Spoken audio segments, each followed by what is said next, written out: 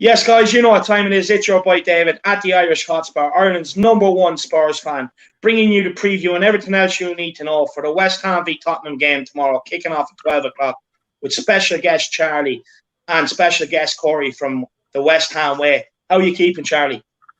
Yeah, good, David, as always. Thanks for having me on your channel. I always enjoy doing the previews and Premier League predictions, of course, weekly. So, yeah, cheers for having me on, as always, David. I always enjoy these live shows that you do. No problem at all. Thanks for giving up your time and coming on. How are you keeping, Corey? You looking forward to the game? I'm good, mate. We spoke about it beforehand. Listen, everything's been done. The previews have been done from my side, so I'm ready for the game to kick off. It should be a good one. Yeah, 100%. I can't wait for this game to come. But look, before we get into it, if the Harris Army out there, thanks very much for tuning in. And anyone else new, make sure you don't forget to hit that like and smash that subscribe button. So look, everything you need to know. Game kicks off at 12 p.m. tomorrow lunchtime.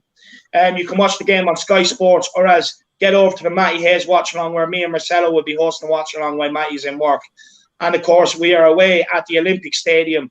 And yes, no, you did hear me correct. I said the Olympic Stadium, but there is a football game, not a 500-meter sprint. It's not the hurdles. But look, Corey. So look, what do you think of West Ham are going well so far? They're off the back of a 3-0 win against Sheffield United. Are you confident going into this game tomorrow? Yeah, definitely. Look, I think the problem is with West Ham, I think with some of these big teams, we've backed off. See, with Liverpool tonight, obviously they've lost 2-0. And when we played them, we backed off them. And I think I want David Moyes to play the team currently that you're in form. And obviously you had a dip in form and Mourinho's struggling with injuries, etc. You know, I want him to go out there and impose himself on the game. It's not easy. Naturally, you've got some fantastic players, but you feel that if West Ham can come with a good game plan and be a little bit more aggressive, then of course we can get a result. But fingers crossed Gareth Bale and Harry Kane don't show up, because if they do, it's going to be a tough afternoon. Yeah, 100%. Charlie, are you confident going into this game tomorrow? We're on the back of off the back of a 4-1 win against Wolfsburger. But look, our league form has been poor. Are you confident going into tomorrow? Do you think this is the game where we can turn things around? I think yes and no. I think it's a game, as I said on my channel, it's just a massive game. I think if we're going to just sort of have any hope of sort of going on a run and getting back in the top 4 race, I think we have to win this game. It's as simple as that. And look, am I confident? I think the Wolfsburger game in midweek sort of gives me a bit more confidence, just because I know it was against Wolfsburger, but we won a game. So it's like having a good feeling going into the next game, if you know what I mean. So look, I know West Ham, you guys always turn up against us, cup final settings and everything. So look, I'm nervous. I'm always nervous when we play West Ham, because they just always give us a game. I know you're doing well this season, but even when in previous seasons where you've been sort of near the relegation zone, you've still given us a game. So look, it will be a very tough game, but I think if we win certain aspects on the pitch, I do think we could come out with a good result on this game. But it will definitely be a tough game, and I am quite nervous. But hopefully, fingers crossed, we can just come away with a win and start a good bit of form, which we really have to do. Look, to be honest with you, I'm actually very confident going into this game myself. I genuinely do actually believe this is going to be the turning point in our season after the poor run that we have had. I genuinely do believe there's no better game to do it than a derby game.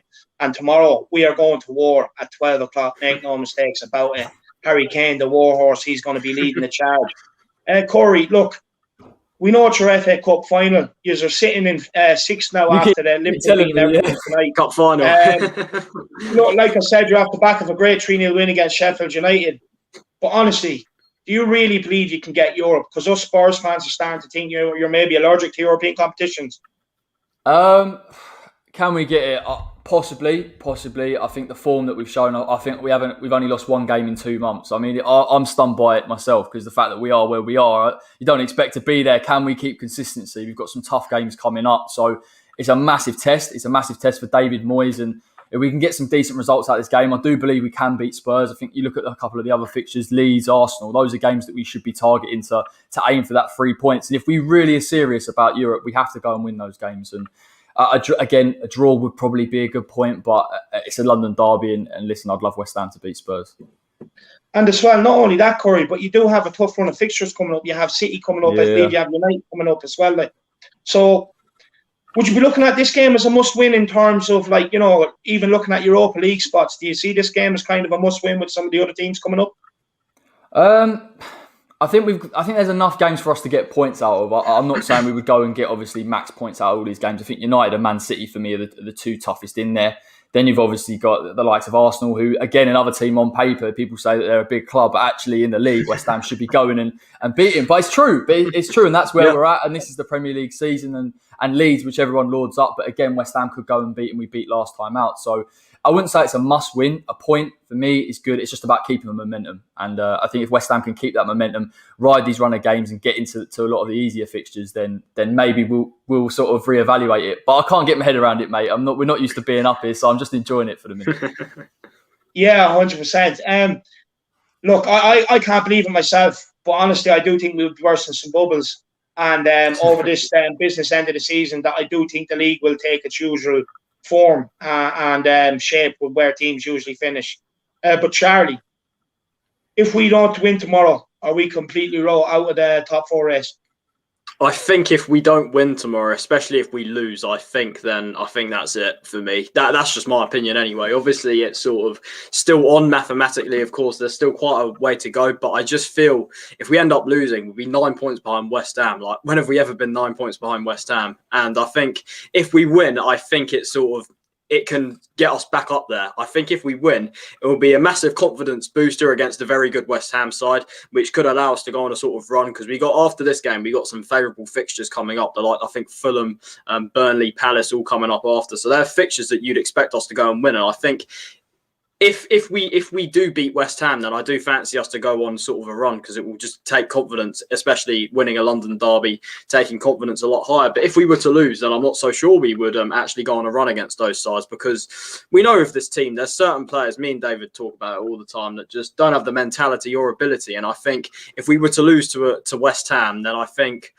I really do fear where our season in the league could go, because we've seen what one sort of the City game we saw as soon as the first goal went in, heads just dropped. And I do fear, like, if West Ham score first, Corey, I do believe you've got a really good chance of winning, because whenever we concede the first goal, heads just tend to drop. Not by all players. You got like sort of the better players, the sort of senior players, the Kanes, the Sons, Højbjergs. They always keep going. But you got other players that just aren't good enough for us, that just their heads just drop. And I think that's why I'd really worry if West Ham do score first in this game. But as David said, it's definitely a game, no better game to do it, to sort of get things back on track with winning a London derby. So yeah, look, as I said, it will be tough. But I've got a question for Corey as well, because with West Ham in the summer, you didn't sign too many players. You sort of did it late on. And there was a lot of, considering where you were last season in sort of relegation battle and everything, it wasn't looking great for you guys. Like, obviously, you lost to Newcastle on the opening day. But all of a sudden, what sort of clicked for West Ham, like, to sort of propel you to where you are now? What changed? Like, because it seemed to me that something seemed to change overnight, because I remember after that Newcastle game, you sort of got the 4-0 against Wolves, you got a win against Leicester, and then obviously the 3-3 against us. So what happened at West Ham so quickly to sort of change your fortunes around?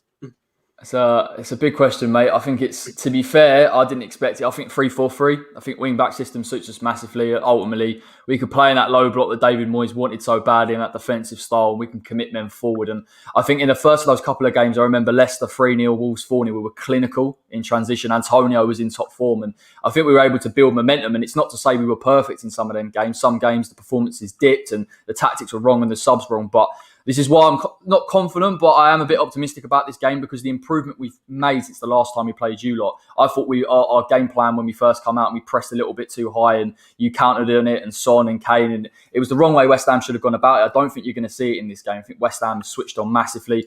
I think there's been improvements in there. I think we've been fortunate that Soufal's come on right back, and he's adapted to the league perfectly. Tommy Souček, his goal-scoring ability is phenomenal. And again, we're going to need him in this game to break those lines for Spurs, particularly with your defence. But I think it's just about consistency. It's the type of manager that David Moyes is. The players understand, they've bought into what he's trying to build. And I think there's a core of good players there. I think long-term, West Ham need to bring in those targets and a little bit of squad depth to keep that momentum. And that's why I'm a little bit cautious about talking about Europa League, because one big injury to Rice or Souček or Mickey Antonio, all of a sudden it's not. I'm not as confident, but yeah, no. I think I've got to give credit to David Moyes. You know, I don't think he was everyone's first choice, but he certainly turned it around. 100%. Yeah, he's doing well there, Moyes. Sort of probably his best since I've seen since he was at Everton that time, to be honest. Doing a really good job there. I have to give a lot of credit his way there. But yeah, David, if you want to carry on, go ahead. Yeah, no, that I was actually just going to ask Corey about most West Ham fans, are they acceptant of David Moyes? Because with Jose Mourinho and the Spurs fan base, there's a big, massive split. Would there be any sort of split in the West Ham fan base, basically, with David Moyes in charge? I think there was. I mean, it was probably more in favour of Moyes out, but it was a bit of a marriage of convenience. Again, no other club wanted him, and West Ham, particularly with our owners, picked a manager that was going to work with a very small squad and a very small budget, and it kind of just worked out. I think it's more in favour. I think a lot of people want Moyes to get that contract extension. I think if West Ham stay up this year, he automatically gets another year. But for me, with the work that he's done and also the fact that the plans that he's trying to introduce, I'd give him 2 or 3 years, to be fair. And I think a lot of West Ham fans feel the same, but you've got to back him. You absolutely have to back him. You get a manager that works for the club and he is the right fit, very similar to Everton. You've got to give him the money to go and bring in the right players. Yeah, just for me, I actually think West Ham is the perfect fit for David Moyes, because I always said when he was at Everton, look, Everton are I think West Ham are a bigger club than Everton, and I think that if he was to ever leave Everton, that West Ham would have been the right place for him, just purely because as well when he took over West Ham, for me there was a lot of players there for the money rather than the football, whereas David Moyes is weaning that out now. Do you know what I mean? And there's a lot of players come to the fore, like Soucek. I have to say, was a great bit of business in the market. What a player! He arrives in the box late, he gets your goals. He's a goal threat, but he's also a very good midfielder. And I honestly think David Moyes is doing a great job. I honestly think that West Ham should keep him and back a project with David Moyes, because I do think he will deliver you Europe at some stage. That's my opinion. What would you say on that?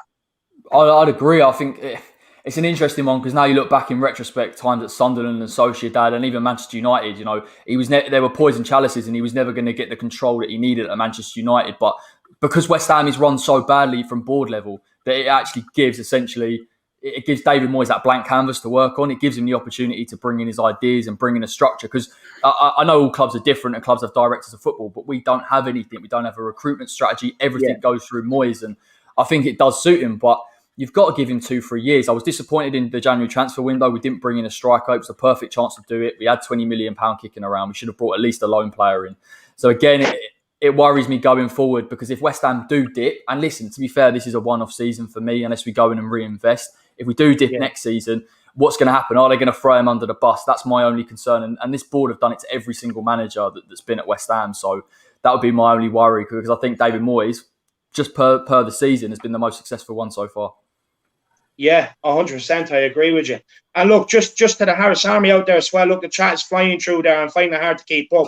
But if you have any questions you desperately want to get to Corey about the game tomorrow, or even to Charlie about the game tomorrow, make sure you hit that super chat and make sure you get them in. I'll be guaranteed to stop what we're doing immediately and get your questions across. Charlie, with Jose Mourinho, for me, I think there's a big the Jose out contingent are probably waiting for him for us to lose tomorrow, so that maybe they can really put pressure on the Jose out movement. Do you think he's in trouble if we don't win tomorrow? Bear in mind we have the League Cup final and we're still in Europa League. I think that the thing is, David knows how I see the Jose out thing. I think it's wrong. I think it's people that aren't just looking at the bigger picture. I think the bigger picture is that no matter what manager you've got in this club, I think no manager can get anything out of some of our defenders because they're just literally under 2 different managers. Just that's how I say it. Like 2 different managers. You've got certain players, obviously not the squad as a whole, but you've got certain contingents of players that are just throwing the manager under the bus. And I think you can kind of tell which players it is doing it with Mourinho, that did it with Poch. And I think, look, in answer to your question, if he loses tomorrow, I think, look, from what I've seen and everything, they're going to look at it at the end of the season. I think as we're still in Europa League, I think if we were to go out Europa League soon and sort of lose the cup final, I think then maybe he'd be in more trouble. But I think I think, if of course, if he loses tomorrow, he's under pressure. It's that simple. And I think he's already under a bit of pressure. But at the end of the day, the thing is, Jose out. Yes, he's not perfect. Far from it. I've criticised some of his substitutes a lot this season. But at the end of the day, fans just can't sit here and say Jose out because they're not looking at the bigger picture. The bigger picture is that this board have appointed 14 managers or something like that. And yet, all of them have been sort of put in this situation where they do well. It's like a cycle at Tottenham here. We have sort of manager comes in, they do well, then they need a bit of investment, then we sort of go on a rough patch, and then it just all goes downhill. And it's the cycle repeat after repeat. And this is the problem here. And I think, look, as I said, Jose, I think there are other managers out there that could sort of. I understand people aren't happy with the football and stuff, and I get that. But at the end of the day, how I see it is if you back Jose, he'll get you trophies, and he's done it at every club he's been at. So that's why I'm saying this board, especially in the summer, have to go out and back him. And I think we just got to give him a fair crack at the whip. That's how I see it. But look, fingers crossed he gets that win over the line tomorrow because I think the whole squad needs it, the whole club need it, and I think look, he's already under pressure in my opinion. So I think if he wins, it definitely eases the pressure on him.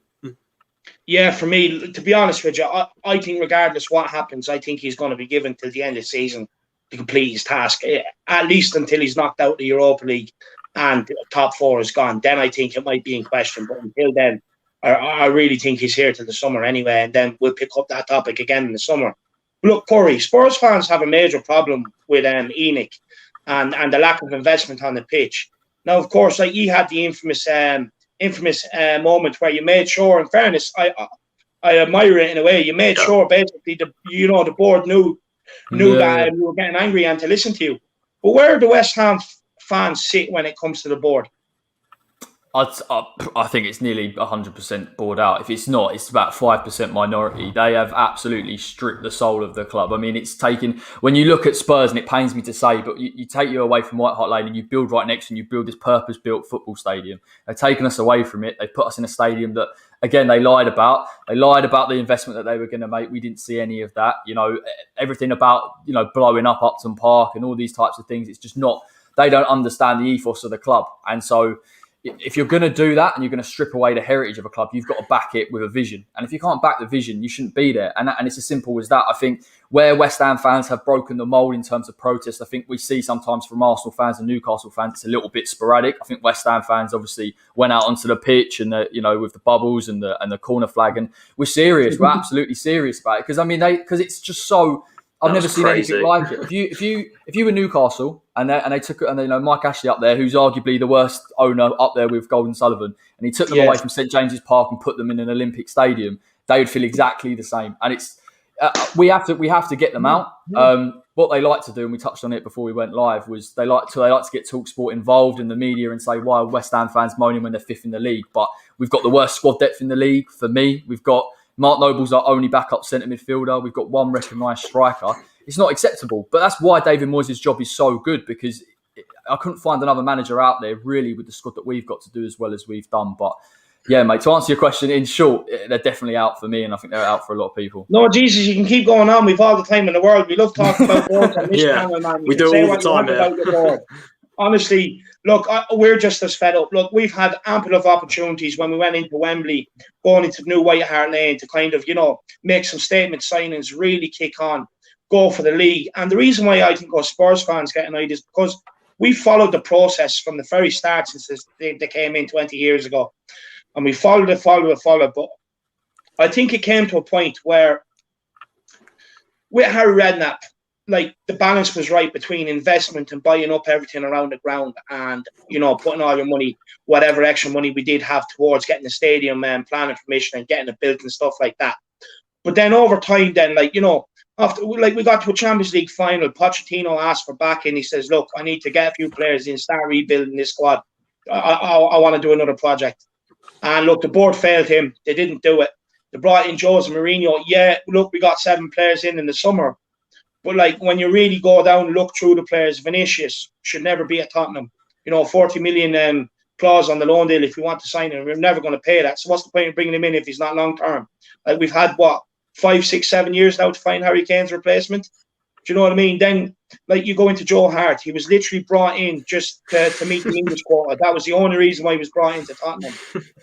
You go into Doherty. We signed him for 13 million cheap. Now at the time, if we paid an extra 10 million, we would have got Max Aarons in from Norwich. He wanted to come. We were heavily linked with him. And, like, you know, the way I see it, he looks like he's on his way to Bayern Munich now. Now, if he's good enough for Bayern Munich to splash out that cash, why can't Tottenham? Like, these are the clubs you're trying to compete with. You know what I mean? You're in the Champions League final 2 years ago. Why aren't you signing these sort of players?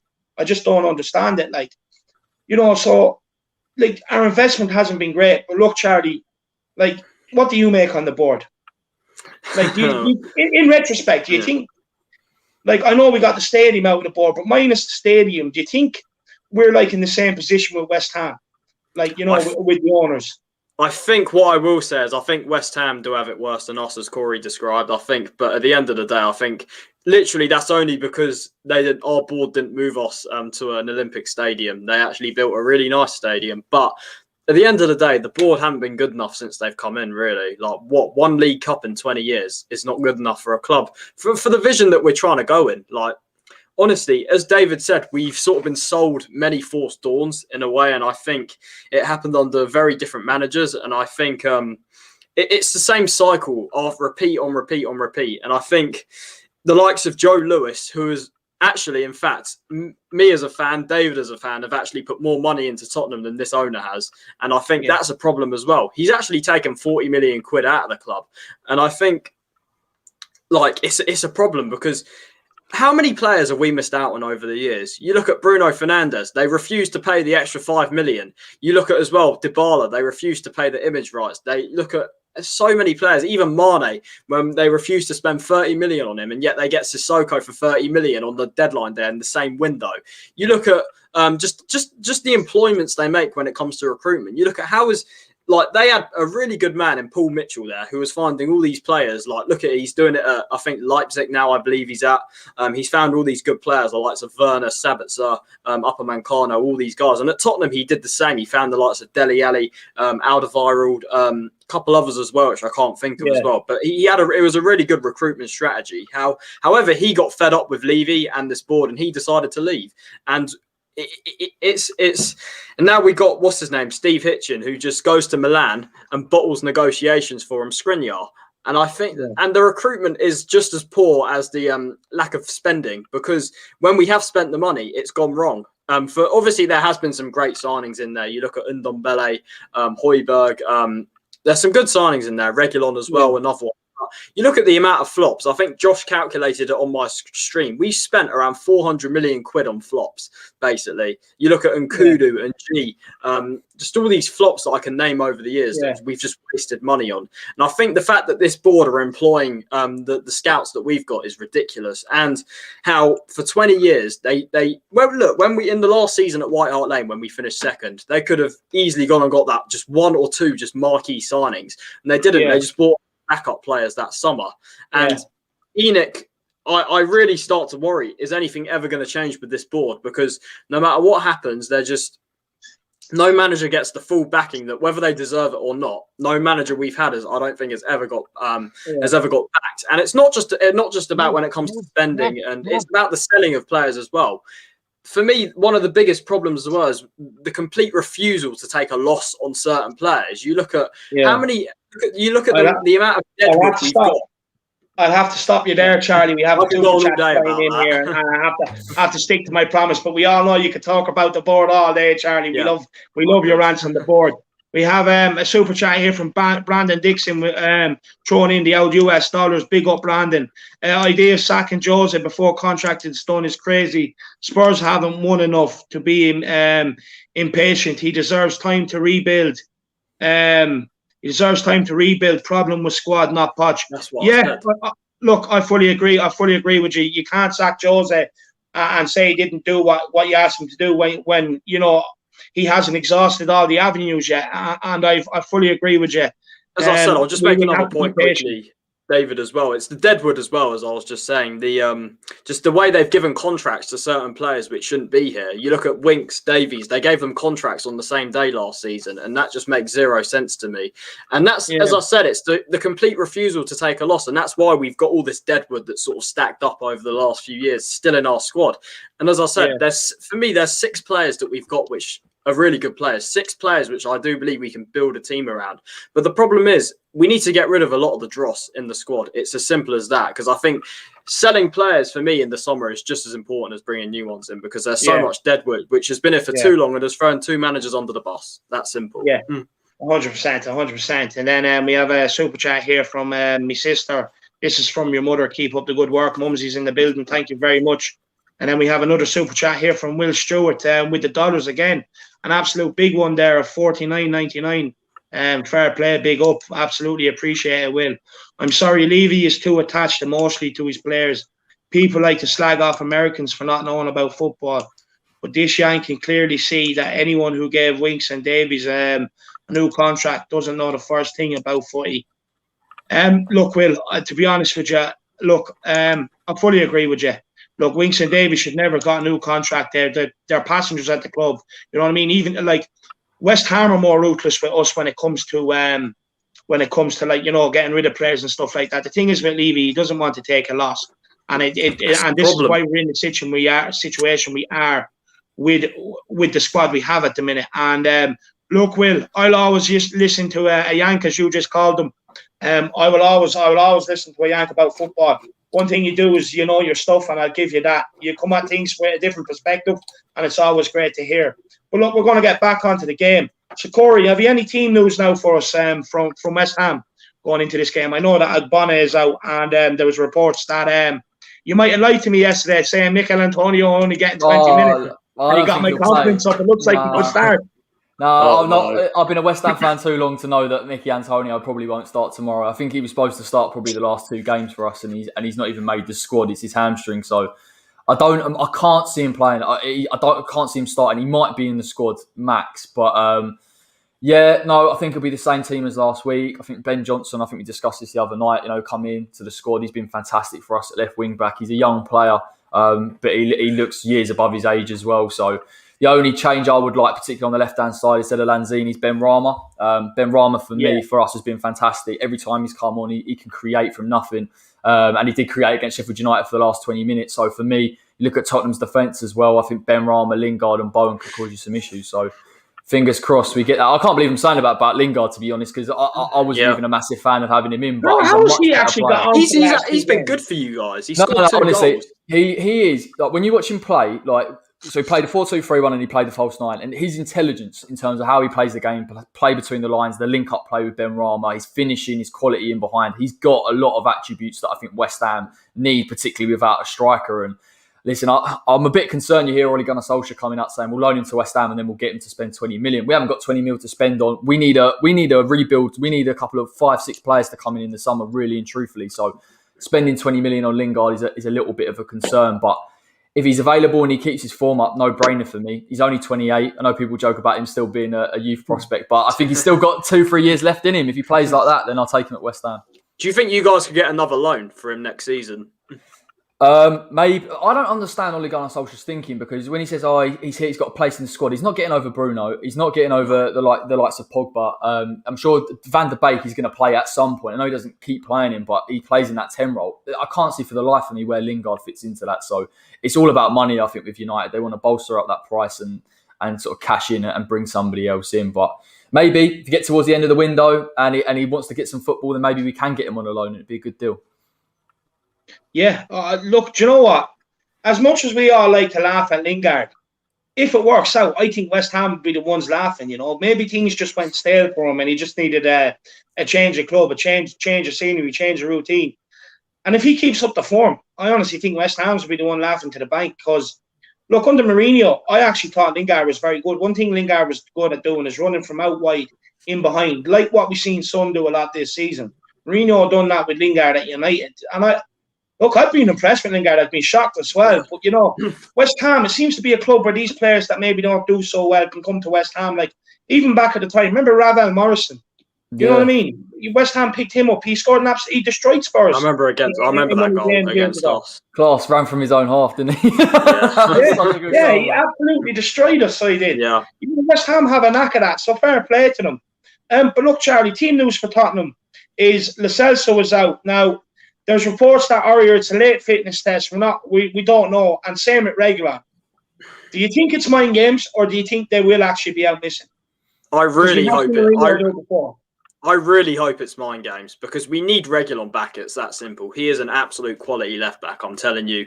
For anyone that hasn't seen him, he is incredible. He really is. I've been so impressed with Reguilon, and we need him back. It's as simple as that. Because, quite frankly, I'm just sick and tired of watching number 33, Mr. Anonymous, play for Tottenham. To be honest, yeah, squarehead. As I said, if Ben Davies starts on Sunday, it will be his 9th game in a row. 9th game in a row. He shouldn't even be getting one game for Tottenham, honestly. Yeah. I'd rather us bring Sirkin or bring Sessegnon back from loan because, honestly, mate, Corey, I'm telling you, if you have Davies on our left-hand side, whoever's on your side will rinse him. I'm telling you. I'm looking forward to Bowen versus Davies. That'll be an interesting battle. What I will say is you might remember Robert Snodgrass from you. He rinsed him for West Brom the other week when he doesn't even play on the wing anymore. But he was playing there for like the last 10 minutes on the other game, and he rinsed Ben Davies. And I'm like, Snodgrass, he hasn't played on the wing for about 10 years.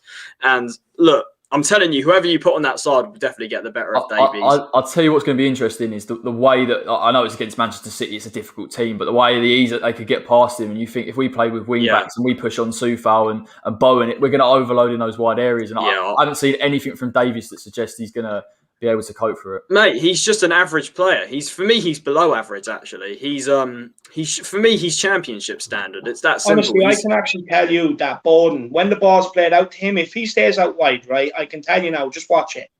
Ben Davies will be about 20 yards away from him, tucked in beside the centre-back, and Bowden will have all the time in the world to pick what he wants to do with the ball.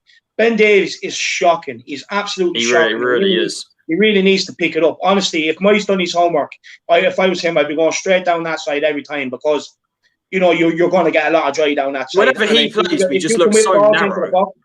If you can get balls whipped into the box and attack them, you will get joy because our defenders don't like attacking balls either. So it's a big concern. And we have a super chat here from Dave Power with the Audi Euros, throwing in the Audi Euros with the €5. Big up, Dave. Great show, keeper, lit lad. Oh, 100%, lad. We ain't slowing down anytime soon. Thank you so much, man. Really appreciate it. Look, Corey, how do you think West Ham are going to push this game? Now, when we were on Matty Hayes' channel doing the podcast yesterday for Matty, by the way, a great podcast. Everybody get over and check it out. I really enjoyed it. With the two West Ham fans giving them a bit of stick. I could kick back and relax, but today hosting, you know, I want to be a bit more civil because he's been a gent to come on and take it again. How would you approach the game? How are you going to approach the game tomorrow? And what are the weaknesses in the Spurs team that you think you can genuinely exploit and get apart from the whole back four? I think, I was about to say the back four. I actually think you seriously lack creativity, and I don't see you trying to play between lines. And I think Kane comes quite deep a lot of the time, which will suit us. I think the problem will be if you can break our defensive line and get in behind, then you've got the movement of Son and Kane, and invariably they'll score. That's the problem you've got there. But West Ham with a back five and a low block will go to a 5-4-1 in a defensive shape. Will force you back. The only player that I ever see from Tottenham try and play passes through the lines is Højbjerg. He's the only player brave enough to try and break it a little bit. Lamella's another one. But I look at Ndombele as a player that's going to pick the ball up because he's so good at carrying the ball. He's brilliant, mate. Players. He is absolutely brilliant, Ndombele. He's top class. He's top class. Yeah. But I think if he plays in that pivot role, which I imagine he could do, I'm not sure it suits him. If he plays a bit further up, I would be concerned. But if you actually look at it, Bale's probably going to come in on the right, so he's going to be a little bit inverted. Mora maybe comes in at like a 10. And I look at those players and I think back to goal against West Ham with Rice and Souček, it's going to be difficult for them. And if you're not trying to create in wide areas or force us out, easy to defend against. Offensively, like I touched on, overloads in wide areas with the wing-backs has to be done. If it's Tanganga on the right-hand side, I would do exactly the same. I think Ben Ramos can cause some serious problems. Johnson will get in beyond.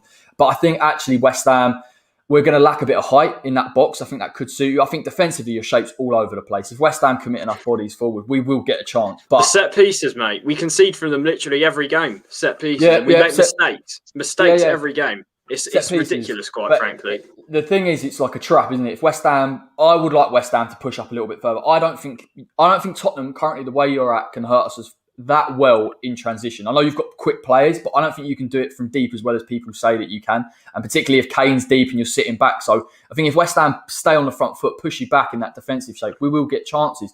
I'd like to see Souček break some of them defensive lines. You look at the way that back four can be pulled apart. If Souček gets in between one of them lines, for me, it's a goal. And the problem, we touched on it earlier, if we get one goal, set piece or not, set piece or open play, it's going to be easy for us. You're going to have to come onto us and we're going to give you possession and then we'll find a gap. If you get the first goal, I think you've got a massive chance of beating us, because literally whenever we concede the first goal, it's like, you look at it recently, you look at Chelsea, Liverpool, Brighton, these games, all of them we've conceded the first goal and we've just surrendered. And it's partly an ability problem, but it's also a massive mentality problem, because there's, as David said a minute ago, too many passengers in this team.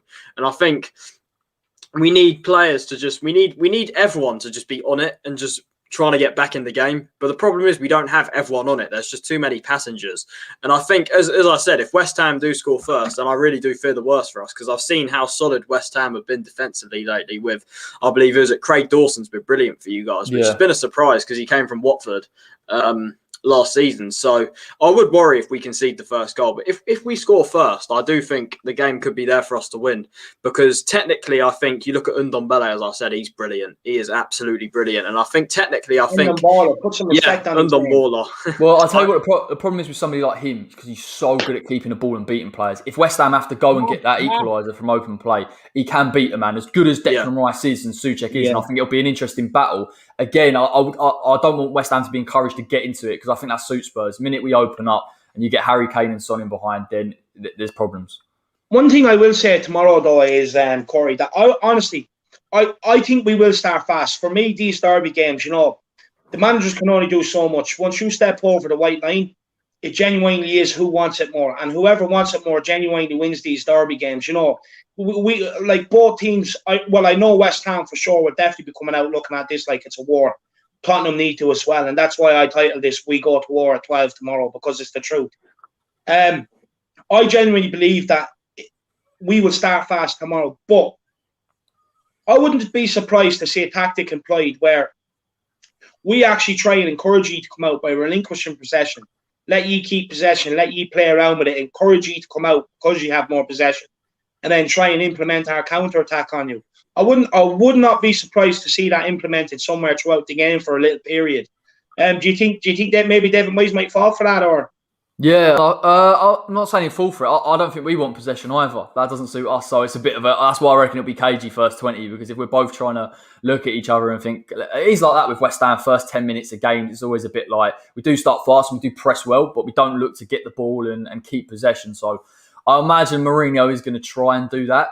But I just want West Ham to just squeeze Tottenham a little bit. And I think we can commit numbers forward. I think the only thing will be, particularly from West Ham fans, is in some of these big games, we've sat behind the ball and we've not gone and hurt teams when we can and transition well enough. Yeah. And I think we've got a real opportunity in this game with the wing-backs. 4-2-3-1 didn't suit us from that, because we were literally tucking in Bowen and Ben Rama or Fornals, and they were so deep they're never going to run there. With the wing-backs, you can push a little bit higher. So I would like to see West Ham go for it when we get the ball, throw numbers forward and break you apart. But it's not going to be one of them interesting games. I don't think for West Ham. It's going to be cagey, and I think we'll just try and shut it up and sort of shut you out.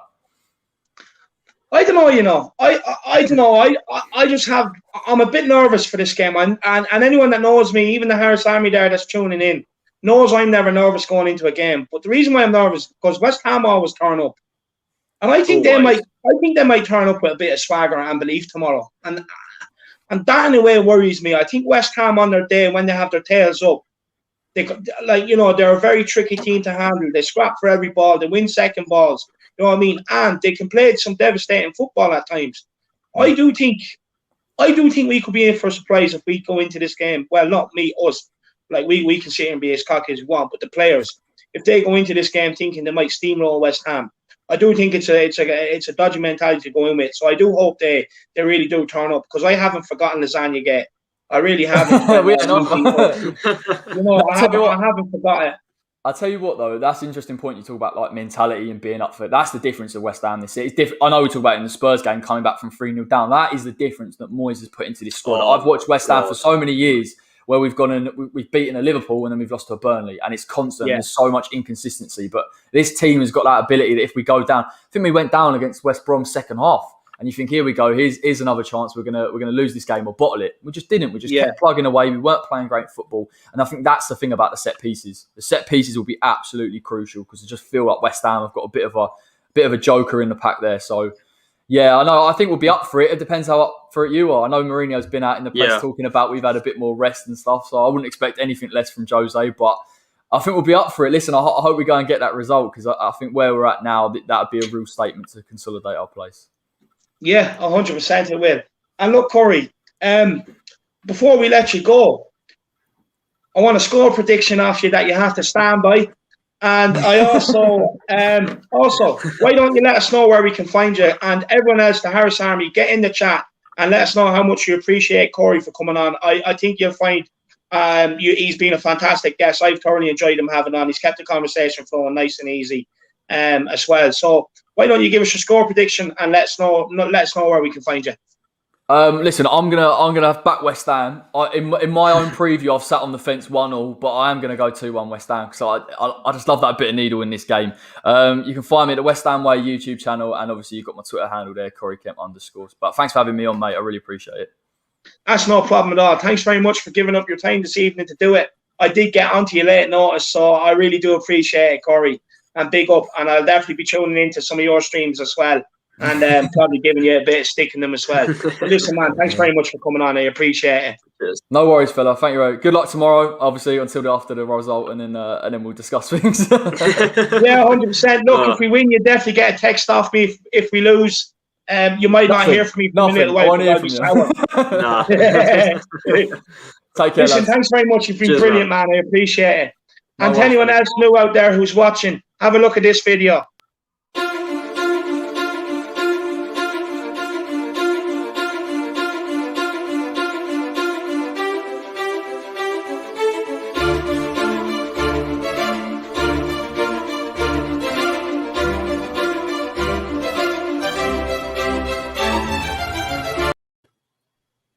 And now that we have the respectful part out of the way with Corey and the West Ham guest, I found it hard to give him a bit of stick because he was such a gentleman.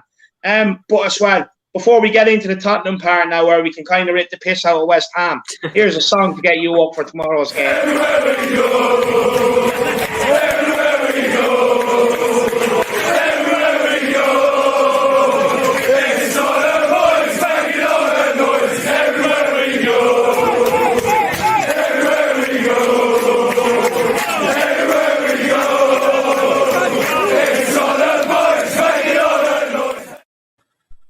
Come on, let's do this. Come on. We are absolutely going to rip West Ham up tomorrow. I'm so confident going in there. Come lunchtime, we should be eating a honey roast ham dinner while you're sitting in a bubble bar drinking a bottle of their best iron brew that they can give us, because we are definitely going to do them tomorrow. The best thing about the stadium is the running track going around it. Lily White Lane, have you anything to add while Charlie puts the predicted lineup there in the background? Have you anything to add on? We're going to go out there tomorrow.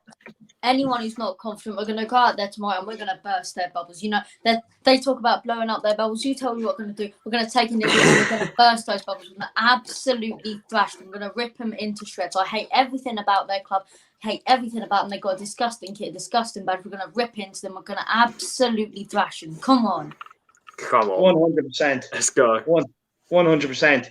But just before we do kick off the predicted lineup, I just want to say a very big thank you to Will. I really do appreciate it for that super chat, man. Honestly, it's so generous. You know what I mean? I can't thank you enough. If you ever do want to come on, let me know, and I will send you the link and get you on the next show and have your say. It's too generous. I really do appreciate it, Will. You're such a gentleman. Thank you. Look, and anyone else, if you have any questions you want to get in, also the super chat is available, or the super stickers. But honestly, don't feel pressure, because I will get your comment up on screen as much as I can. As everyone knows, you know, I mean, I am aware that people, you know, some people may not be privileged enough to do super chats and stuff like that, and money's tight. So don't feel like I'm going to ignore you in the chat either, because I'm not. But look, Charlie, we'll start with the goalkeeper. For me, there's only one goalkeeper. Yeah. It's Hugo Lloris. Yeah, in fairness, honestly, that save was a thing I think I'll remember the rest of my life. That was beautiful. Brilliant save. 100%. Yeah, I mean, Hugo, without a doubt, no other choice there. So Hugo and goal. Yeah, 100%. Lily White Lane, are you happy to go with Hugo? Yeah, Hugo's obvious. I mean, there's no way Joe Hart's starting in this game. I think I'll have a heart attack before it kicks off if he does. So Hugo for me, without a doubt, yeah. Yeah, 100%, 100%. So we'll move on to right back then. Look, we're not 100% whether Aria will play tomorrow. We don't know. We don't know. But there is a chance. And look, we've seen it before where, players are doubt and then all of a sudden they end up playing. Do you think Aria will get a run out?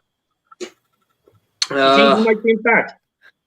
I don't know, man, because Mourinho said that he's going to be out longer than Reguilon, that he's going to miss the next 2 games. So I don't think so, unfortunately, because he's missed the last couple. So I don't know. It's annoying because we need him. We really do. Same with Reguilon, which we'll come on to in a minute. But we need Aurier. But I don't know. It'll be a surprise if he does play. So hopefully, fingers crossed. 100%. And before I turn this question on to Robbie there, I just want to shout out Arthur and Beats here. He put in a comment there, keeping up the good work, mate. No, look, what I want to say to you, buddy, is Adam. Adam is his name. He's brother of Simon, who runs Premier Hotspur TV, and he also does all the videos for him as well. Absolutely big yourself up on your generosity for doing them 2 videos for me, the subscribe video that people seen, and the one with the Tottenham boys making all the noise. Absolutely big up Arthur and Beats. I really do appreciate it, man. You're too kind. I really do appreciate it. And thank you very much. Honestly, I think you should maybe start thinking about doing a little business doing that, because they're absolutely brilliant. I have to say. So big yourself up, man. But Lily White Lane, do you think maybe we could see Aurier tomorrow? Look, it all depends for me. I mean, we could see Aurier, but when it comes to Jose Mourinho, you never know whether he's playing mind games or being serious about these stuff. I remember before he said Reguilon may not start. I remember it was earlier in the season, I think, against West Ham this time earlier in the season. And obviously Reguilon did start. He's done it many, many times with many players. So it could be either way. But for me, I'd start Tanganga if I'm being honest at right back. I think he plays better as a right back than a centre half. And for me, I think he's the right person to play there. You look at Doherty, simply not good enough for me. And Aurier, as good as he is a defender, I think he gives away way too many fouls, penalties, and free kicks. So for me, I would go with Tanganga, honestly. Yeah. Oh, this is tricky. Do you know what? I'm gonna put. No, we'll go with Tanganga. No, we're not. We're gonna go with Serge Aurier. I do think we might actually see Serge Aurier and Reguilon tomorrow. And the reason why I'm going with Serge Aurier is because I'm actually putting... No, we're not. Sorry, take him out. Go to Tanganga. Sorry. Lads, I'm absolutely screwing this up. Just don't mind me. I just need a bit of water here. Now we're fresh, ready to go. So, we're going to play Tanganga at right back. Centre-backs, lads. For me, I think it will be Dyer and Toby. The reason why I say Eric Dyer is because when I watched the documentary, and the reason why you see him in the team is because him and Joe Sacramento are having a discussion, a conversation, and they said, look, that Dyer is the only one that's actually willing to fight. You know what I mean? He's willing genuinely to fight people out there. And for me, you need that in a derby game. You want someone to go out there and want to take people's heads off. That's what the derby game is all about. So that's why I'm going to go with Dyer and Toby. But Charlie, to start with you, who are you going to go with? Look, I have to agree. I'm going to go with Dyer and Toby as well, because for me, it's just got to a point now with the centre-backs where no matter who we put in there, mistakes are going to happen. It's that simple. That's the problem.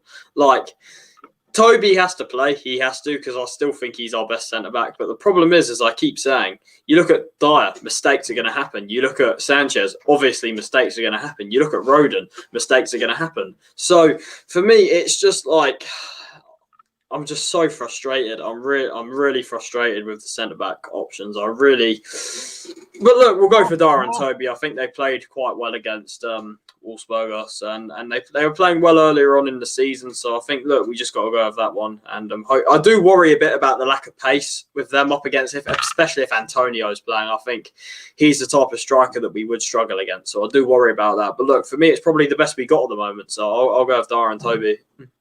Yeah. And Robbie, what are you going to go with? Tell us. Look, completely agree. Toby and Dyer. For me, Dyer plays a lot better when he's next to Toby. Obviously, he can't control a defence, in my opinion, on his own. Whenever he plays next to Sanchez, he's abysmal and it all just collapses. But when you're next to someone organised such as Toby Alderweireld, I think, all our centre-back options simply aren't good enough, if you ask me. But Toby's our best out of them. And I think Dyer, like you say, in the derby game, he gets fired up. As much as we can criticise him for these individual levels, he's got the right attitude where every mistake he makes in every single game he heads into, he wants to go out there and actually give it his all. And it's other players who sometimes let him down. Sometimes it's him making silly mistakes, but for me, he's got that right attitude, and it's that attitude you need in a derby game. So completely agree with you both there. We'll go with Toby and Dyer. 100%. And before we move on to left back here, I'll just take Mr. Edwardson's comment. Toby has to play simple. Eric Dyer has consistency problems right now. Yeah, I fully agree. Toby has to play. Eric Dyer, look, the consistency problems I get, but look, it's the type of game it is. You want someone that's willing to go out there and, put it all on the line, go out there with his chest pumped. And Eric Dyer will be that man. You know what I mean? There's a reason why all Arsenal fans hate Eric Dyer, because they know he turns up for a derby game. He started shushing them at that time at the Emirates. Yeah, and he says here, Tanganga is going to be great. Yeah, look, 100%, I fully agree with you. I think everything about this guy screams Ledley King. We have Simon Cohen here as well. So, lads, we'll get these in. We will actually place bets. And everyone else in the comment section, place your bet as well. Place your bets on a mistake. Who? This should be a new segment every single show. Yeah. Who you betting on this time? Which defender's going to be a clown next? Yeah, because, look, if you don't have fun with it and laugh with it, you're going to cry. So, for me, I don't want to see Ben Davies play. I hope he doesn't. No. So I'm going to place mine on Ben Davies. Oh man, Davies cannot play. I was going to put Tanganga at left back, but obviously we went for him at right back. So no, oh my God, I can't. I'm going to put this onto you, David, because I just can't. I just don't want number 33 anywhere near this club. It's as simple as that. I'll terminate his contract. No, I'm on about the bet for the mistake. Who's your bet for the mistake? The bet for the mistake, well, it's like a new one each week. 1 week it's Dyer. It's like a carousel. 1 week it's Dyer, then Sanchez, then Davies, then Doherty, then Aurier. It's literally a carousel. It literally is. Like, it's Dyer, Sanchez. But this week, I don't know. I don't want to predict mistakes because I just don't want to be like too negative or anything. But the thing is, at the end of the day, it's realistic, and I think I don't know. I think Dyer maybe will get out jumped by Dyer will get out jumped by Lanzini or something out in the end. That's my bet anyway. Robbie, what's your bet? Look, after the last game, I don't want to hear the name Lanzini. It's like Voldemort. It's like Macbeth. You just don't. That guy is awful. He scores one goal against us. I guarantee he never scores a goal in the rest of his career. Honestly, that guy is finished. That guy is a finished number 10. He is awful. I'll bet my money on, if he actually plays Mr. Roundabout himself at left back. I'm not going to give him the credit and courtesy to even mention his name. So, I'm placing my money on him. It looks like everyone's gone Davies here in the comments. It's massive. Now, look, moving on to left back, lads. For me, look, honestly, I don't want squarehead anonymous playing. I'm fed up with the mistakes. I'm fed up with getting turned. So if Reguilon's not fit, I'm putting Dennis Serkin's name in the ring. I want him to play. He cannot do any worse than what Ben Davies has been doing. Simple as. And that's why I'm throwing him in there.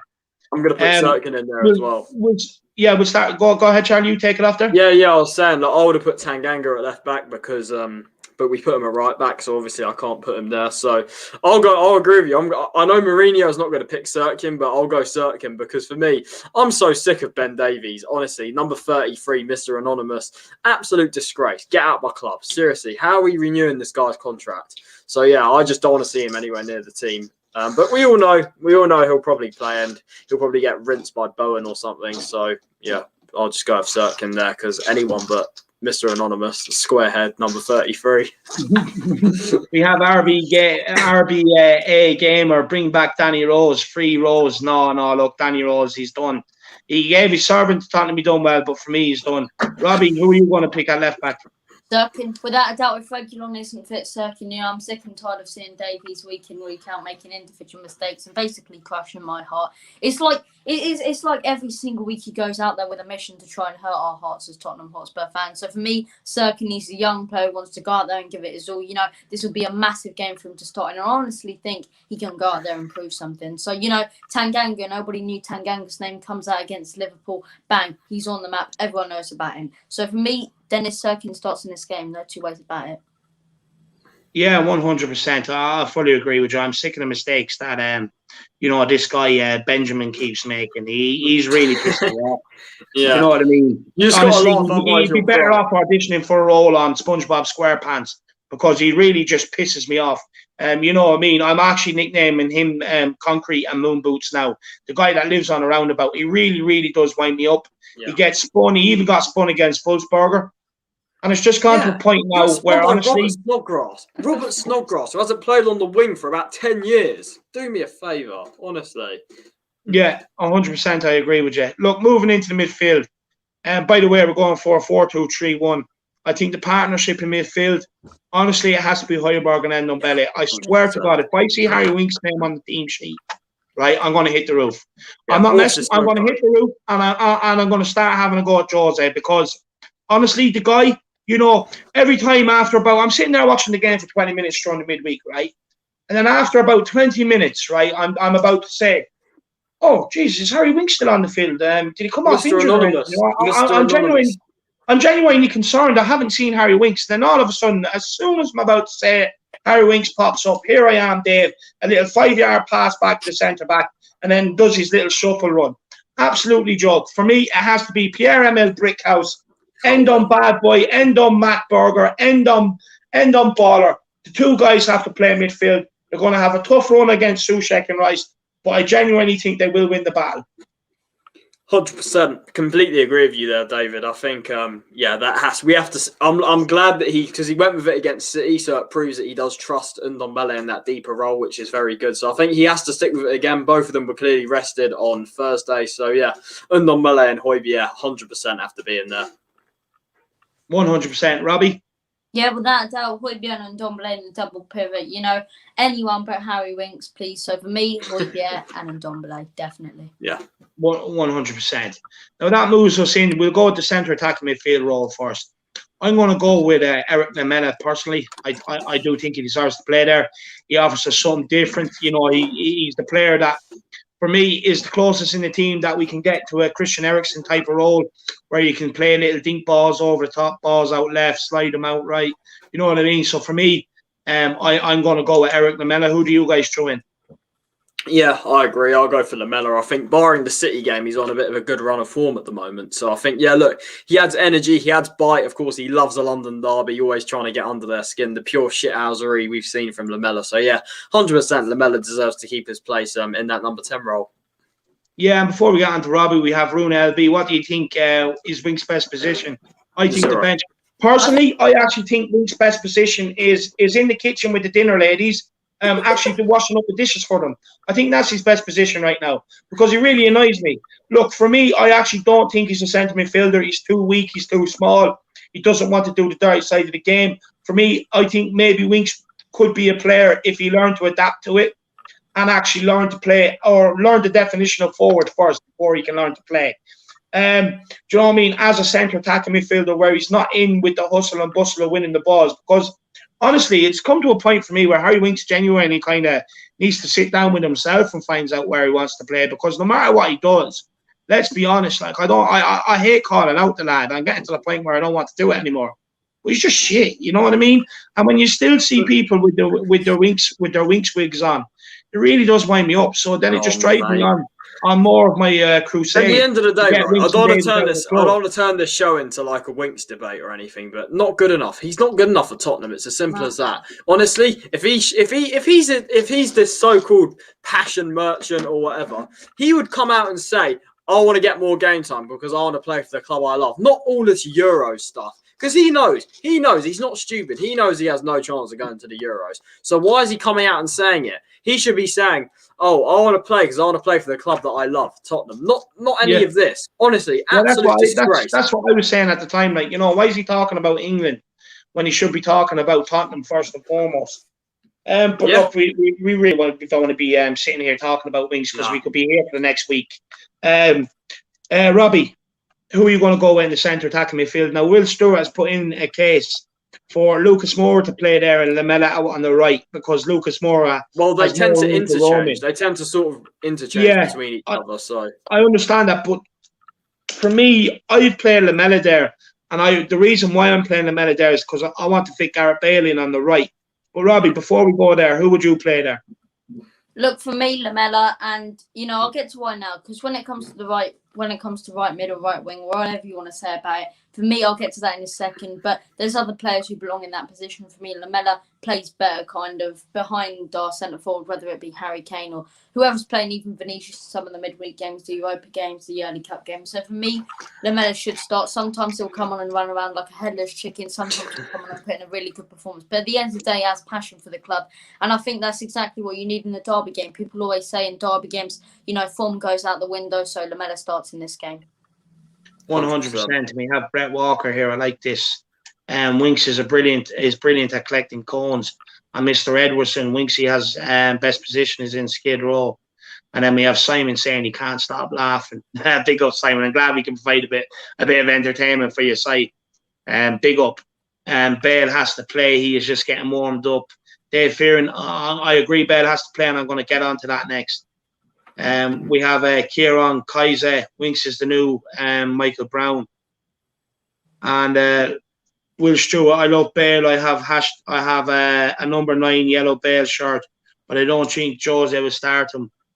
And then Bale Relish is playing against the Spammers. Look, for me, the reason why I'm actually going to pick Gareth Bale, and Charlie, on your channel, Josh did make an interesting point about, does Gareth Bale have the legs to get up and down?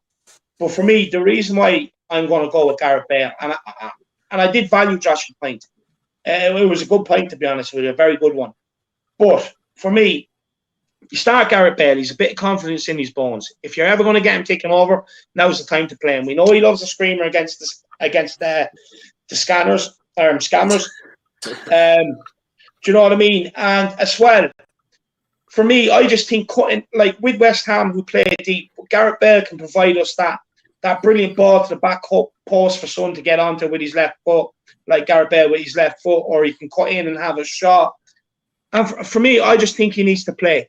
As well, you know what I mean? It means we can use him as an out ball. And I'm not worried about the defensive duties because with this 4-2-3-1, defensively it can become a 4-3-3. And when it becomes a 4-3-3 and you'll have Lamela dropping in, helping out, Højbjerg and Endon Baller can get out and cover the wings, which allows Son, Gareth Bale and Harry Kane to stay up top. So on that reason, on that basis alone, I'm going to start with Gareth Bale on the right. And we'll start with Robbie here first. Robbie, who are you going to pick on the right? Look, Bale for me, and I'll get to why now, because it's now or never for me, Gareth Bale. We always said after Christmas, around now, his form is going to pick up. And, I get we were playing Wolfsburger, but man, he was absolutely phenomenal in that game. And I apologise for that outside sound. Some dickheads revving up his motorcycle about 50 times. But what I'm trying to say is Gareth Bale, right? For me, I get it's only Wolfsburger, but he put in an absolutely fantastic performance. And when you've got a player such as Gareth Bale, he wants to go out there and give it his all right now. And I reckon that gave him massive motivation after that performance against Wolfsburger. So for me, Gareth Bale has to start in this game. I think, you definitely could make an argument for Lucas Moura, but for me, Moura is one of those players, he relies on confidence and the way the team goes. So for me, Gareth Bale's the best option there. Bergwijn's been off form recently. Hopefully sitting on the bench can give him a confidence boost. So as I say, the best option possible, if you ask me, is Gareth Bale. 100%. And Charlie? 100%. I think Gareth Bale, you have to start building momentum somewhere with him. And I think this is the time to do it because he scored a brilliant goal against Wolfsburger, had a very good game in that game. So I think you just have to keep him there. Just try and build some momentum with Bale and see where it takes you. And I think on it, if he can have one moment in this game, yes, Gareth Bale, it hasn't really worked out so far, but he's still got sort of that one moment in him on that left foot and stuff. And it could be, and look, he loves a goal against West Ham. We know that. So look, Bale, I think I'd start him. I really would, because I think you have to sort of build momentum and sort of boost his confidence. And I think, he could definitely play a part in this game. So I'd go with him on that right-hand side. Yeah, 100%. We have Will Stewart here. What form did Lamela ever have? Look, over the last few games, he has actually played well. Apart from City. Credit due to that. I do agree with you. I still don't think he's right for Tottenham being here for Yeah, like, I agree. 7, 8, 9 years and that. But look, he has I'll give played credit well where last credit's week. due. Yeah. Moving on to the left wing. Look, there's only one. It's the Son. Korean king. Son It's Heung-min Son off the back of winning the Puskas Award. Yeah, I was going to say that. Scored a goal in the Puskas Arena where he won the Puskas Award. You love to see it. Yeah, 100%. Absolutely brilliant. The Korean king. He's an absolute god out there. People absolutely love him. They adore him. They follow his every move. Look, off the back of a goal during midweek, like we were saying, a Puskas Award winner scoring at the Puskas Stadium with a goal. Absolute dream come true for the guy. And yeah, for me, he has to dominate tomorrow. I'm looking forward to seeing him like I do every time. He eats, breathes, sleeps Tottenham, just like we all do. We'll start with you, Charlie. Who would you play on the left? Surely Son. 100%, man. It has to be Son. Who else? Like Son. He loves a goal against West Ham. He likes to shush their fans as well with that wonder goal at Wembley. Yeah, Son. 100% Son on that left-hand side. You love to see it. Look, for me, it's Sonny obvious, partially because I absolutely love him. And, he kind of went originally from being, a decent Spurs player that I liked when we first brought him in to now being our top person who we're always saying starts off. And he gave me one of the best memories ever, my first ever Tottenham game, actually. It was Tottenham versus West Ham. We were 1-0 down. Bonner scored this absolute screamer. So that was fantastic. And then out of nowhere, Sonny, I think it was in the 87th minute, belts run into the back of the net. And that was just kind of my first ever Tottenham Hotspur goal I ever got to witness. But as I say, he's been off form recently. But after watching that sensational documentary, I just really, really hope he gets straight back into form. He's definitely been, if you ask me, our best player this season. So crucial to our team, a clinical finisher on goal, and there's no two ways about it. His son starts in this game. Yeah, 100%. And then this moves us up to the top, up to the top position, up front. And of course, it's the one and only, the number 10, the absolute camera shot that is number 10 on his back, with Kane above it, with his hair absolutely slick, gel back to perfection. I will be the judge of that tomorrow on the watch long. So make sure you tune in and ask me for that. And look, the guy, he eats, sleeps, breathes goals. He loves derby games. It's the guy 100%. I'm predicting to get bang into tomorrow. It's the one and only. It's the England international. It's Harry Kane up front. Who are we going to go with? Who else? There is nobody else because this man has made the position his own. Let's go. 100%. Yeah. Kane, obviously, he's going to play. Obviously, the important thing was he was rested on Thursday, which is surprising because normally he wants to play every minute of every game, but he sort of took his body first for a massive game on Sunday. So, yeah, Kane 100% comes back in for this one. And, yeah, I fancy him to get a goal. Loves a London derby goal. And, yeah, Kane, obviously, up top. Who else? 100%. Robbie, you want to add anything to that? This guy's the best player in the world, and I'm not even joking. He's absolutely phenomenal. As I say, if you ask me, the best striker in the world right now, clinical, always helps out his team, drops back, assists. There's not much more you need to say. He'll explain exactly the words that are going to come out of my mouth right now tomorrow afternoon when he absolutely smashes the spammers in there. So, Harry Kane, you're number 1. Oh, God, our number 10. Let's go. 100%. And I'll give you a quick run through before we take that off the screen. So we have Hugo Lloris in goals. We have Tanganga at right back with a centre back partnership with Toby and Eric Dyer. At left back, we are going with the Dennis Circle because we are sick of mistakes. In centre midfield, we are going with Endon Baller, Pierre-Emile Brickhouse. The three in front of them, we are going with Eric Lamessi. We are going with Garrett Welsh-Bale. We are going with the Korean King's son. And up top, the one and only, the best in the world, it's Harry Kane. So there you are. There's our lineup, our predicted lineup for tomorrow. Absolutely brilliant stuff. Absolutely love it. So look, lads, just to the Harris Army out there and everyone tuning in, I'm only going to be going for about another 5-10 minutes. So, you know what I mean? I have a couple of questions here that I want to ask the lads before we sign off. But honestly, if you've enjoyed the streaming, you've enjoyed the warm-up for the game tomorrow, it's got you pumped up. You know what I mean? You can't wait. You want to go to bed early because I've got you that pumped. Make sure you get your super chat in, help grow this channel, and help take the Irish Hotspur to the very, very top. Because one thing that can't be done is without guests like these guys. Most importantly, it cannot be done without the viewers, and most importantly, the Harris Army. So, look, honestly, if you want to help see the Irish Hotspur grow, feel free to put in your super chats and get your questions in. We will answer any of them. It doesn't matter what.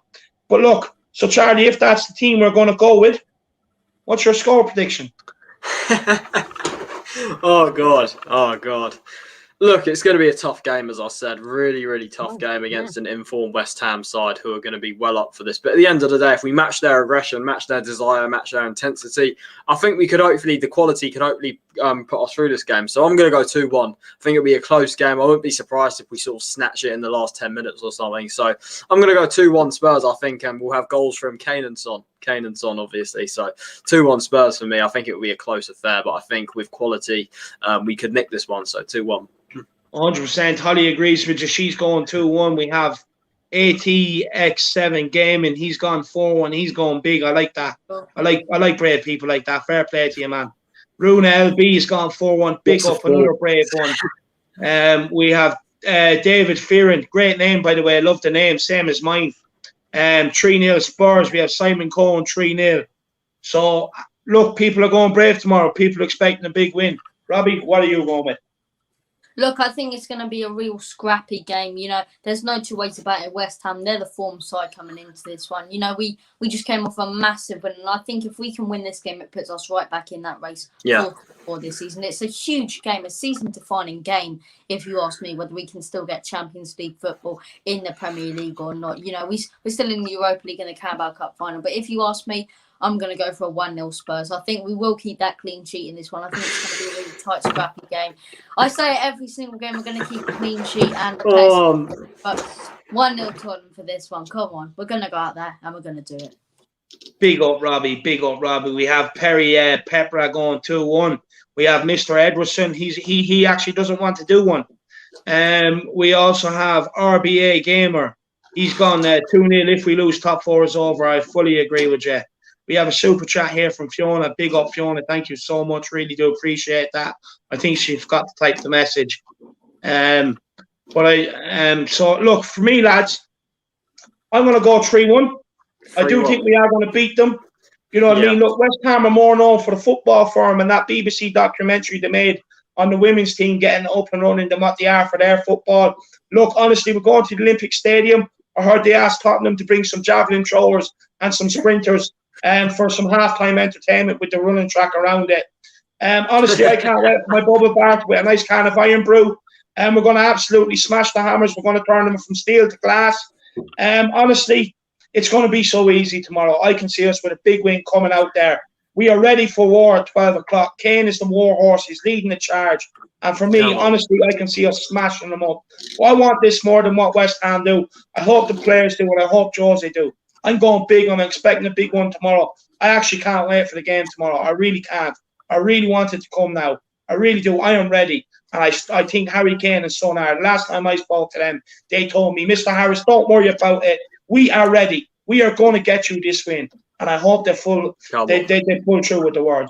So, come on. I'm really delighted. So, look, before we end off the stream, where do you think we can actually break West Ham down tomorrow, Charlie? I think it's a weird one because, as Corey said when he was on here earlier, they're going to play a sort of a back five. I think it could be difficult for us there. Obviously, under David Moyes, they've been a very solid team defensively.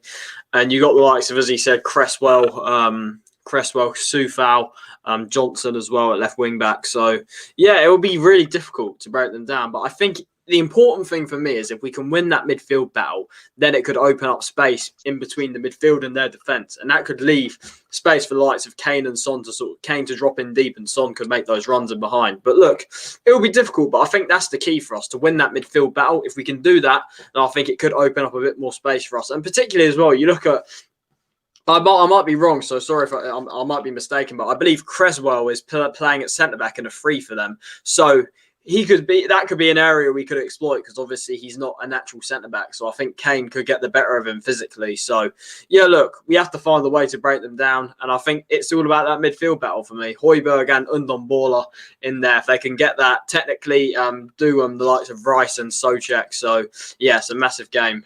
Massive game for us, as I said. And look, it's so important we score first because, yeah, we have to score first for me in this game. So, yeah, that's the important thing for me. 100%. We have Tony 89 Hall, THFC. We can break them down the right-hand side there week. Yeah, 100%. I agree with you. Good observation, by the way. Very good observation. We have Oller Ablett. Should Spurs sell Lucas, as you will get more money for him than Lamella, and putting the money towards the centre-back? Yeah, I would actually, if the offer came in. Yeah, I look, would. we can't have players living off the hat-trick. Look, if he can have a good run between now and the end of the season, I think maybe he saves himself. But we'll wait and see. We'll wait and see. We have played absolutely loving the hat. Thank you so much. Really appreciate it. Really sticks with the Irish team. We have Dave Fearon. We play with freedom like we did against Wolfsburger. We will break them down. Lily White, would you agree with that? Yeah, look, there's two ways we can go about this game, if you ask me. We can't attack them. I don't think we can press because I do think they will catch us out. But for me, we either go with, we sit back during this game and we try and catch them out on the counter. I think that's one way of doing it. I honestly think playing the long ball is the way we can catch them out. You know, we scored all 3 goals against them in our first game. Although we drew at 3, all 3 goals came from the long ball. The Sonny goal and both the Kane goals, both from the long ball and getting it forward. And all of a sudden surprising them when they're attacking us and keeping possession. So I think we let them have the ball and we try and counter them with the long ball. And I honestly think that's how we can win this game 1 or 2-0. But for me, I just really hope we can get that clean sheet. And 3 points is all I care about. Couldn't care less what the scoreline is. At the end of the day, we must win this game. So come on, you Spurs. Let's get this one done. 100%. Mr. Edwardson says it's a thinking cap. It most certainly is. It most certainly is. I'm trying to get my way into that locker room. I'm going to be in there getting them pumped for these games from now on. We have Shepherd. I don't know how to pronounce the last name. I'm very sorry. I'm going to give it a go for you. Endelovu. If I'm wrong, sorry. We need a convincing performance tomorrow, and I believe we'll get it. 2 of our competitors have already begun dropping points. 4 win would take us touching distance to top 4. Yeah, I fully agree with you. Look, Chelsea dropped points today with a 1-1 draw against Southampton. You know, I expect that from Chelsea, to be honest with you. When you have Thomas the Tank Engine in there, with no oil to run the engine, you know, you have Teeny Weeny who just scored 1 goal every 10,000 hours. Of course, look, Liverpool lost today. That was huge for us. I'd rather Everton beat Liverpool because I absolutely hate Liverpool. And to all them Liverpool fans, I absolutely love it. Sitting there crying. Usually my phone is stopping. I haven't got 1 text this evening. But don't worry, if you go hiding from me, I'll ring your missus. I'll get her to get you on the phone for me. Don't worry. I will find you tonight. So make sure you're all tucked up in bed and hiding away from me. Because you know how much I hate Liverpool. And I'm delighted to drop points. But in a way, I'm also I'm starting to feel a bit sorry for them. But look, it's a bit of crack, isn't it? You have Joe 27. It's weird, though. Even been playing shite lately, we're still there. But that's because the way the league is, Charlie, isn't it? You know, teams are dropping points week in, week out. They can't get consistency. Yeah, it is. Yeah, the league's crazy this year. Yeah, 100%. But look, there you have it. Thank you very much, everybody, for tuning in. Thank you. Big up for Corey from the West Ham way earlier on for tuning in. Big up to Charlie for coming in as well. Charlie, do you want to give your channel a plug? Let people know where they can find you. Yeah, so of course, Charlie THFC.